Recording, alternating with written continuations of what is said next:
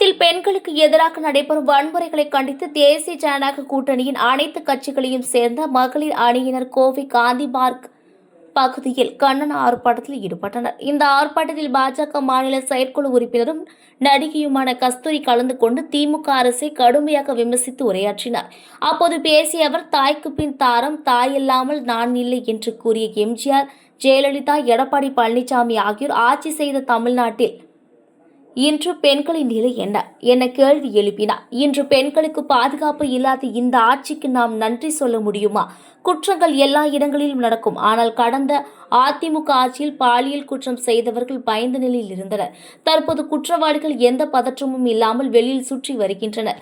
கல்லூரி கேம்பஸ்களில் கூட பாலியல் குற்றவாளிகள் சுற்றி கொண்டிருக்கிறார்கள் என தெரிவித்தார். பொள்ளாச்சி பாலியல் குற்ற சம்பவத்தை சுட்டிக்காட்டிய அவர், அதிமுக ஆட்சியில் நடந்த அந்த சம்பவம் உடனடியாக நீதிமன்ற விசாரணைக்கு கொண்டு செல்லப்பட்டு தண்டனை வழங்கப்பட்டது.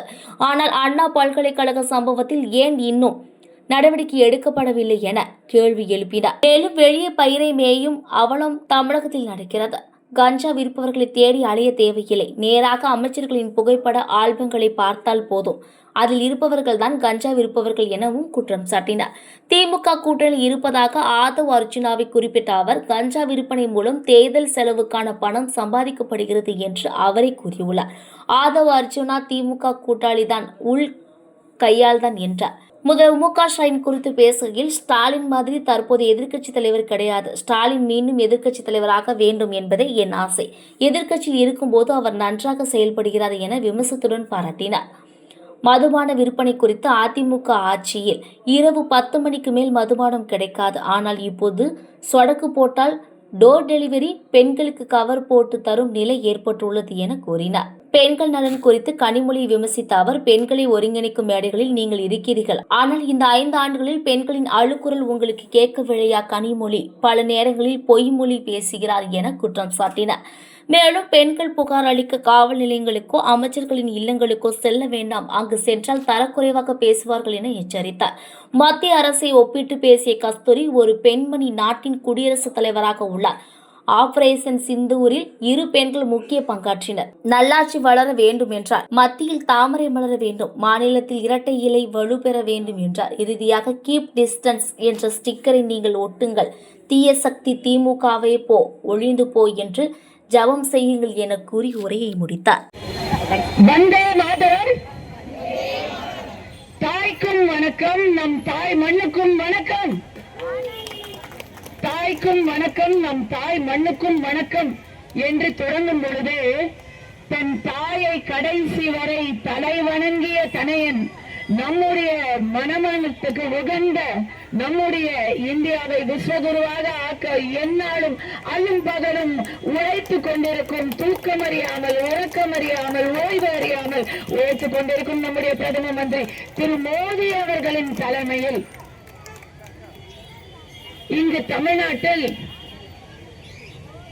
தாய்க்கு பின் தாரம், தாய் இல்லாமல் நான் இல்லை என்று தாயையும் சகோதரி பாசத்தையும் பெண்களின் மதிப்பையும் மாண்பையும் படத்தில் மட்டுமில்லாமல் தன்னுடைய ஆட்சியிலும் மிக உயர்த்தி பிடித்த அந்த எம்ஜிஆர் அவர்களின் தமிழ்நாட்டில்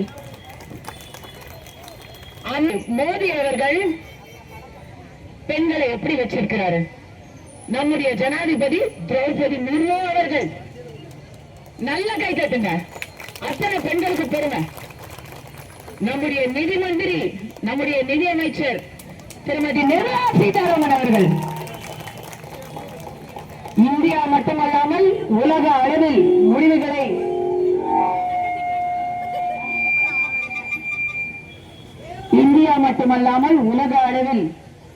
மிகப்பெரிய முடிவுகளை எடுக்கக்கூடிய 2 பெண்களை வைத்து இந்த இந்தியாவை வழிநடத்தி சென்று கொண்டிருக்கிறார் நமது பாரத பிரதமர் மோடி அவர்கள். ஆபரேஷன் சிந்தூர், ஆபரேஷன் சிந்தூர்னு சொல்லி 2 பெண் பிள்ளைகளை வைத்து, வியாமிகா சிங், சோஃபியா குரேஷி 2 பெண் பிள்ளைகளை வச்சு, அந்த 2 பெண் பிள்ளைகளை வச்சு பாகிஸ்தான வெற்றி செஞ்சோம். அது மோடி, அது அது மத்திய அரசு, அது தாமரை, அது பாஜக. ஓகேவா? 2 பெண்களை வச்சு பக்கத்து அண்டை நாட்டுல வச்சு செஞ்சோம். தமிழ்நாட்டுல 2 பெண்களை வச்சு வச்சு வச்சு செய்யறாங்க, வச்சுக்கிறாங்க, செய்யறாங்க. இதுக்கு மேல சொல்ல முடியல. உங்க எல்லாருக்கும் நீங்க இதுக்கு மேல நம்ம சொல்ல முடியுமா? இது ஒரு நாகரிகமான மேடை கூட்டம் அப்படிங்கிறதுனால ஏன் அதை சொல்ல வர்றேன்னா, இப்ப அப்படி ஆயிடுச்சு. தப்பு செய்யறவங்க எல்லாம் ஜாலியா இருக்கான், தப்பு செய்யாதவங்க எல்லாம் பயந்துகிட்டு இருக்கிறோம். இந்த நிலை மாறணும்னா அக்கா தெரிஞ்சு சொன்னீங்களோ தெரியாம சொன்னீங்களோ, அமாவாசையை பத்தி பேசிட்டீங்க. அமாவாசைங்கிறது நல்ல நிறைஞ்ச நாள், துக்கம் நிறைந்த, பயம் நிறைந்த நம்முடைய இந்த வாழ்க்கை முடிந்து பாதுகாப்பும் மகிழ்ச்சியும் நிறைந்த ஒரு நல் வாழ்க்கை நமக்கு மலர வேண்டும், நல் ஆட்சி நமக்கு மலர வேண்டும் என்றால் மத்தியில் தாமரை மலர்ந்ததோடு மட்டுமல்லாமல் இங்கு இரட்டை இலையும் தழைக்க வேண்டும். இந்த தீய திமுக அரசுக்கு டாடா பை பை காட்ட வேண்டும். ஸ்டிக்கர் எல்லாத்துக்கும் ஒட்டிக்கிட்டு இருக்கிறாங்க. அந்த ஸ்டிக்கர்ல கடைசி ஸ்டிக்கரா கார்ல வந்து tata bye bye keep distance அப்படின்னு எல்லாம் ஸ்டிக்கர் ஒட்டுவாங்க. நீங்களும் கீப் டிஸ்டன்ஸ் அப்படின்னு சொல்லி ஸ்டிக்கர் ஒட்டுங்க.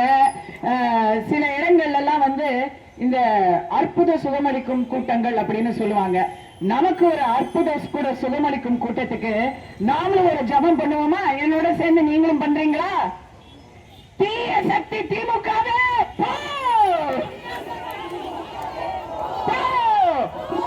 ஒழிந்து போ, தீய சக்தியே. அந்த மாதிரி விதவிதமா இந்த மாதிரி எல்லா ரிலிஜனுக்கும் நம்ம சொல்லலாம். இதே மாதிரி தொழுகை செய்யலாம். இதே மாதிரி திருப்பரங்குன்றத்துல தீபம் கூட ஏற்றி நம்முடைய நல்வாழ்க்கையை பறைசாற்றலாம்.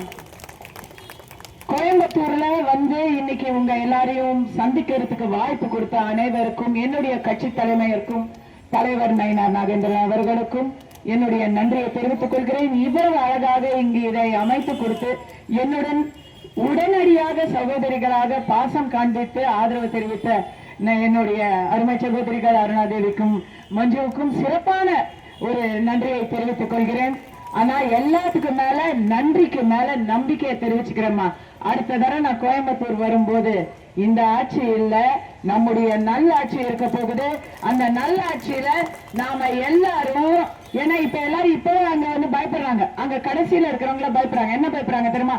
ஐயோ இருட்டுதா, நாங்க வந்து வீட்டுக்கு சீக்கிரம் போயிடுறோம்பா. ஏன்னா வீட்டுக்கு சீக்கிரமா போகலன்னா எந்த கார்ல இருந்து எவன் வருவானோ இல்லையா? இந்த மாதிரி பல பிரச்சனைகளுக்கு பயப்படுறாங்க. அந்த பயமே இல்லாம ராத்திரி 12 மணி வரைக்கும் வெற்றி கொண்டாட்டத்தையும் பாதுகாப்பாக செய்வோம் என்று உறுதி கோரிய வணக்கம் தெரிவித்துக் கொள்கிறேன். பாரத் மாதா கி ஜெய், வந்தே மாதரம்.